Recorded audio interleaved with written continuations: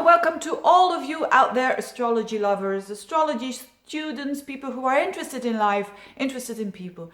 Here is a new series that is all about business and astrology. Now, I have a background of working in the corporate world, and it seems like in another life, it really does. And I have a master's degree in applied economics as well. So I've always been interested in business and in the economy and of how you can do business and how you can do with little effort as much as a result, which is the base of economy. And what I've always found interesting when I was working in the corporate world and when I was having as a hobby astrology, I just looked at the charts of the people, and when I had to deal with people that were so different than me, that were clashing with my own personality, I started to look at their charts and hopefully find some solutions there in dealing better with these relationships, because you can do two ways. You can either go away if you say like, I'm in the midst of energies that I don't like, or you can learn how to deal with it, that you stand above it and you can work with it in a more constructive way. And I had to do that for many years, and astrology has definitely helped me in doing one thing, and that is in acceptance of how other people's personalities are, accepting them for who they are. And of course, they always say, it starts with accepting yourself and blah, blah, blah. Yeah, of course it does. But then you have to make that leap in also doing that with other people. And in astrology, what I hear a lot from my students here as well is that they say, you know what, astrology doesn't solve everything. Of course not, that's not the purpose.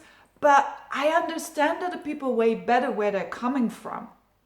And I understand that they are who they are, and it's not up to me to change them. I mean, if you're trying to change other people, it's a very energizing thing to do, that a lot of energy, so to speak. So you can only change yourself and work on yourself.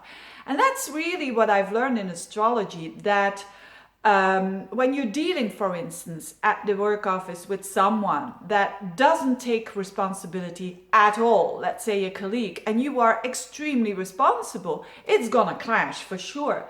But if you then look at the chart and then that you see where it's coming from and what is the basis of that, which might be just the temperament of easygoing and I want to let go of things easily, and seeing the good of that as well, instead of just fighting it and saying like, you know what, I will try to deal with it in my personal way and make decisions, but I'm not going to try to change that person and judge that person. Because judging, if you are into astrology, you want to become an astrologer, or you are an astrologer and you are a very judgmental person, first of all, you're not going to be able to help other people. And secondly, you're going to really suffer. So astrology is not about judging. On the contrary, it's about accepting what is. And then you can choose whatever you want to do. You can still choose to say, okay, I'm doing my best from my point of view. Or you can say, this is too much, I'm going to leave. There's always that choice. It's not always an easy choice, but anyway.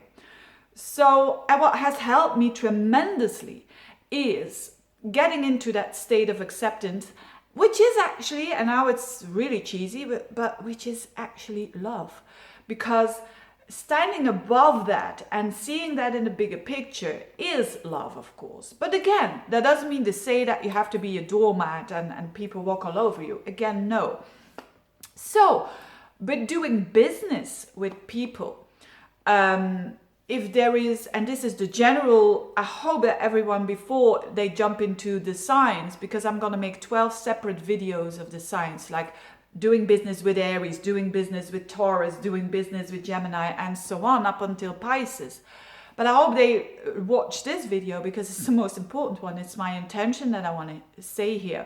My intention is certainly not that you are starting to apply this knowledge to influence other people or to seduce other people or to manipulate other people. No, it's from a very authentic point of view, from your style that you're communicating with, whether you are a Virgo or an Aries or whatever. It's from your style, you're getting to that other style. And the only thing you can do that is by having empathy and sitting on the same page. And then you ask what you want to ask, or you propose what you want to propose. And that's a big difference. Instead of just saying, because the trend is a bit these days to be authentic and to be your own thing. But what they do forget is, all right, but we are here with other people. Hello. And I'm not saying that because my ruler is conjunct Venus, who wants to get along with everyone.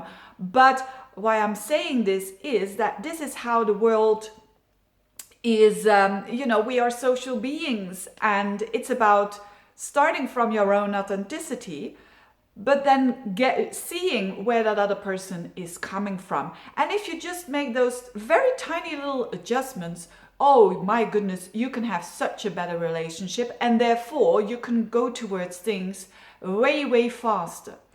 Because bottom line is, or the basic here is trust. And when can you work better with other people? When can you achieve your goals that you want to achieve with other people? When there is trust, of course. And isn't there a huge lack of this word and of this feeling, trust in the world?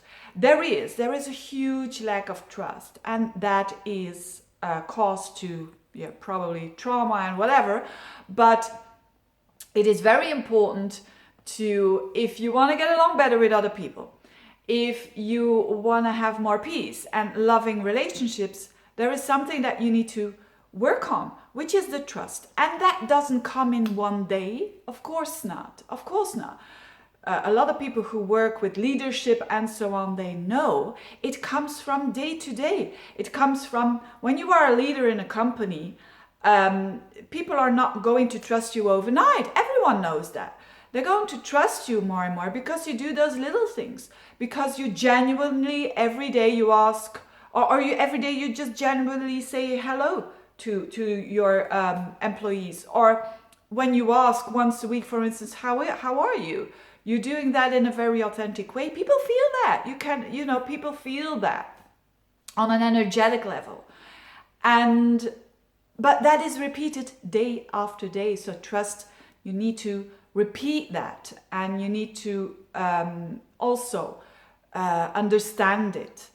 And so if you want to do business with someone, if you want to have a pay rise, if you want to ask for a promotion to your boss, if you want to get along better with that colleague that is just giving you the if you want to you are a leader, for instance, in your group of people where you have to the leader of the project, and you want to have everyone on board, what do you need to do? Well, you might find some clues in the following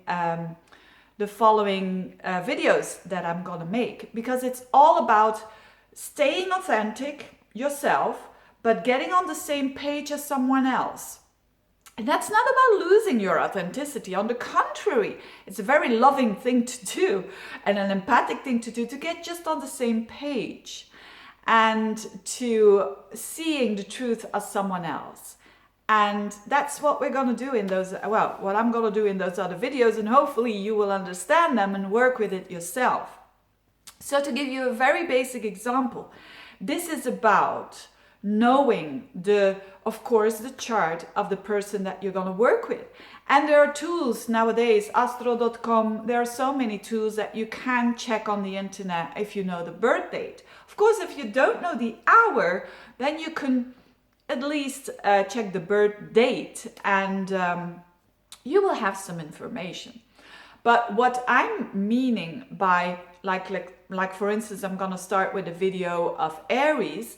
It doesn't mean just that you will apply this to a person who has a sun in Aries. It also applies to a person who has even a moon in Aries, or even a Venus or Mars, a personal planet in Aries. So if someone has especially Venus, especially the moon, and especially the sun in Aries, then you can apply this and watch the video of Aries. What I would suggest you to do is to look at and the sun and the moon and Venus, all three of them, and make some sort of a mixture. And of course, you will, let's say for instance, that you've got a boss who's got a sun in Taurus, who's got someone with the sun in Taurus might have a Venus in Aries, which is totally different. And I might have a moon in Virgo. So how do you work with that? You work with what you see, of course. You know, probably, someone with the sun in Taurus is very gentle and all of that. But you might say, depending on the chart of that person, he's got that more Aries traits, Then it's his Venus in Aries that is working out in the in the working area, so to speak. And then you can work on that and watching those tips, how to deal with an Aries. Of course, if you know the position of the moon, the moon is the most important for women, but also for men, because that's where they react and act, and where it's their vision of it's their how they perceive the world, basically. If you have a moon in Scorpio or in Capricorn, you're gonna perceive the world more like, what's going on here? Instead of a moon in Aries, you want to go, go, go, and you want to have things yesterday, so to speak. So that's a different perspective. So again, if you want to do the real stuff, check the moon, the sun, and Venus sign. If you're saying like this person has a whole bunch of planets in Virgo, check the Virgo sign. Okay, whether that is Mars or Mercury, it is a personal planet. So not Uranus, not Neptune, not Pluto. That's not where you want to look at. But look at those personal planets and make your own mixture. Make a bit of an analyzing thing there. Now, good luck for you. I'm going to jump into these videos. Good luck for you in dealing with other people and so on. And give me some comments if it works. Bye-bye.